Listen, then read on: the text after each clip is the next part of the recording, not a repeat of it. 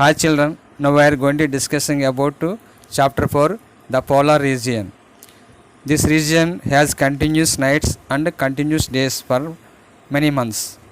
There is no daily sunrise and daily sunset like we have in our country. Can you imagine such place? This region is very cold, so cold that only ice and snow can be seen. Ice on land, ice on the streams, ice on the rivers, and even the whole sea is frozen. I already studied about this continent in chapter 6th. What is the name of the sea? That sea is Arctic Sea. What is the polar region? Where is the polar region? We have seen the North Pole and South Pole on the globe. The region which lies near the poles is called the polar region. We will be reading about the Northern Pole region in this chapter. Look at the map. It shows the North Pole with orange color. The entire polar region has been shaded lightly with orange color. Notice the boundary of this region. This is known as the Arctic Circle. The northern part of the continent within the polar region known as the tundra region. Tundra means very cold. Since the tundra region gets very little sunlight, it has a unique type of vegetation known as the tundra vegetation. Big plants and trees we can't see in this region. Look at the two pictures. Can you guess which are shows winter, which one has plants? In the first picture shows winter. In the second picture has a small creepers and plants. Seasons in the tundra region. In the tundra region is extremely cold. It is difficult to even imagine the cold in the tundra.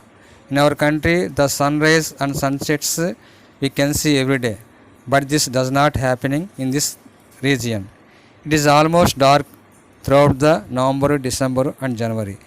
Since the sun does not rise at all, this is the winter of the tundra region. It is extremely cold, water frozen to become ice. In this extreme cold, the water of the river, lakes, seas freezes, strong cold winds blow and there is a snowfall. Due to the severe cold, dark and ice conditions, all the plants die. Even birds and animals leave this region and migrate elsewhere.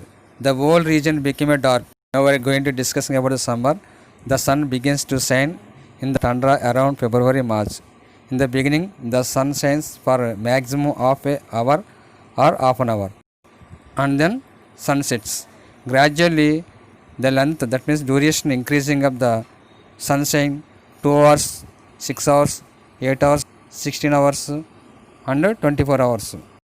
Almost 3 months from May to July, the sun never set. It shines all 24 hours.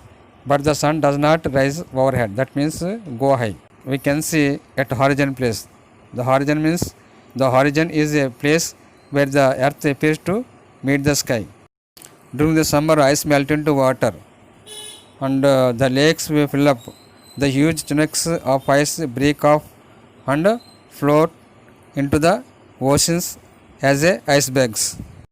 The land which was frozen and desolate in winter comes alive with color during summer. When summer approaches, many multicolored plants, lichens, grass, shrubs and berries all around. They bear flowers and fruits of different colors. Many birds and animals come to feed on them. Now we are going to discussing about vegetation.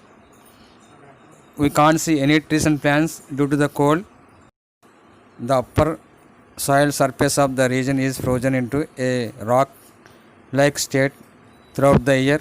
This is called permafrost. As there is a little soil, only some small plants can grow. The underground soil being hard, it is difficult for trees to grow. The trees get damaged and uprooted with the strong winds and storms. Most of the tundra region is treeless. Now we are going to discussing about the Eskimos in tundra region. Eskimos means the people who live in tundra region are called Eskimos. Meaning of the Eskimos is snowshoe netter. There are two main groups referred to as Eskimos, Inuit and Yupik. Input in their language means the people are the originates. The Eskimos are descendants of Siberia, now a part of the Russia in northern Asia. The Arctic is the region of vast treeless plains, icy seas and barren rocky islands. This harsh cold land is the home of Eskimos. They live in the scattered settlement in Greenland, Canada, Alaska and Siberia. For thousands of years, the Eskimos were isolated from the other people. Look at the picture. It is a photograph of the people in polar region 1930. Look at the one more picture. A very old photograph of Siberian Yupik women holding walrus tusk. Eskimo languages have been spoken for thousands of years, but they were not written down until modern times. There were three main languages: Alet, Yupik and Inupiq. The Eskimos first entered North America about 5,000 years ago, crossing the Bering Strait from Asia. Today the Eskimos people is not large. About 2,000 Eskimos live in Siberia, 30,000 in Alaska, 22,500 in Canada and 43,000 we can see in Greenland. The Eskimos lives in fairly small groups. There are villages of over 500 people on the northern Alaska coast. They spend winter near the coast hunting seal and fishing. In summer, they moved inland to hunt caribou and gather berries. They cross snow and ice on sledges pulled by dogs, and they travel on water in open boats are called umekas. Look at the picture.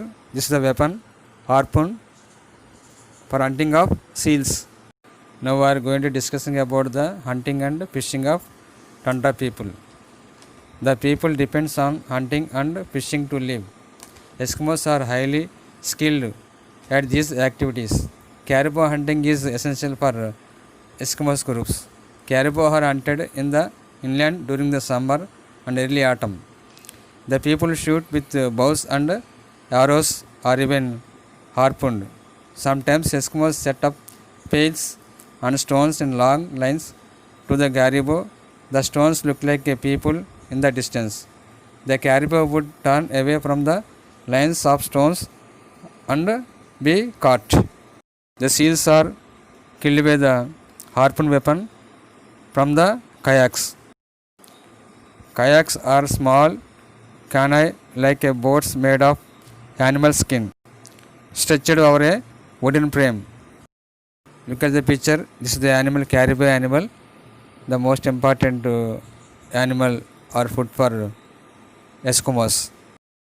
Now we are going to discussing about the food of Eskimos. Meat, fat and fish make up a large part of the Eskimos diet. Vegetables are scarce. The food is not wasted. But as the Eskimos depend on the hunting and fishing, hunger and even starvation are common when fish and meat are not available. Meat and fish caught in summer are stored in the shallow pits. These pits are dug down to permafrost and covered with piles of stones to keep out hungry animals. Now we are discussing about shelter of the Eskimos. Igloo is the house of the Eskimos. It is made up of ice. The Eskimo word igloo means shelter. It can refer to any kind of house, not really the dome-shaped snow house. In summer, most Eskimos live in the tents which made up of animal skins. Snow houses are used only in the eastern and central part of region. They are made from blocks of packed snow in the shape of dome. Large snow houses are used as a winter residence. On the both sides of the doors, there are snow benches about 1 meter high. The near bench is covered with animal skin and it is used for sleeping. Seal oil lamps that provide light and heat.